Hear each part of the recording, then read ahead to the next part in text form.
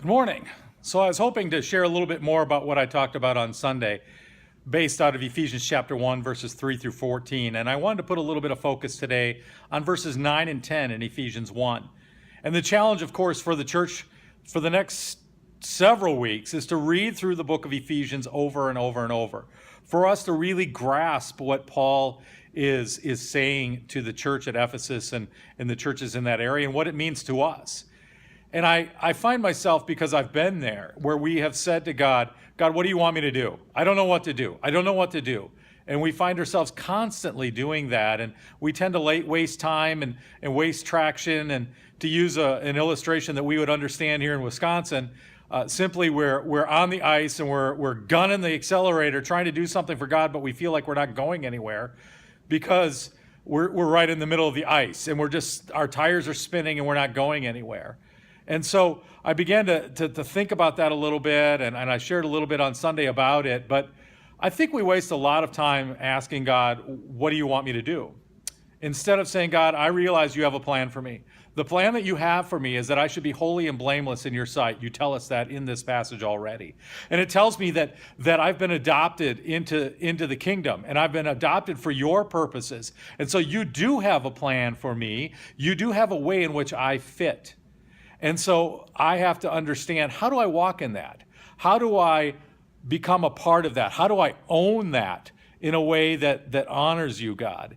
And so as I look at this passage, look at verses 9 and 10. It says, making known to us the mystery of his will, according to his purpose, which he set forth in Christ, as a plan for the fullness of time to unite all things in him, things in heaven and things on earth. And as I looked at that passage, it tells us that he makes known to us the mystery of his will according to his purpose. He makes that known because it's in Christ. And if we are walking in Christ, if we are walking in fellowship with him, if we're praying, if we're spending time in his word and we're being obedient and we love him and we passionately seek after him, we will understand that the beautiful mosaic that God has placed already ahead of time, we fit into that.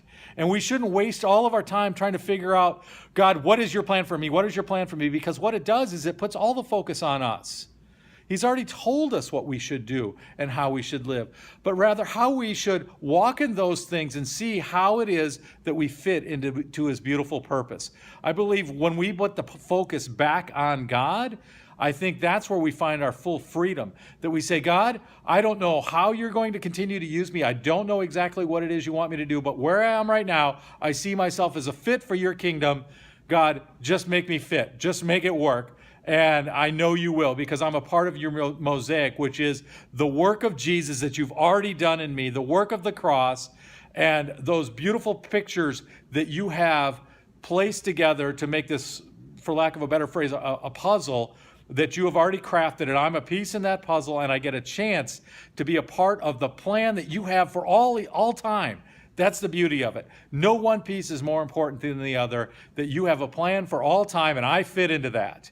And I get to be a part of that, and I'm excited, God, for what you're going to do in my life, because you're going to use me, not for my glory, but for your glory. And so I'm excited. Jesus, use me for your glory. Father, use me for your glory. Make me proud to be your child, because I am walking in the fullness of knowing I've been adopted by you, I've been rescued from the enemy, and I am now set free to do the things that you have already created in advance for me to do, which we'll look at in chapter 2. Have a great day. Walk in these things.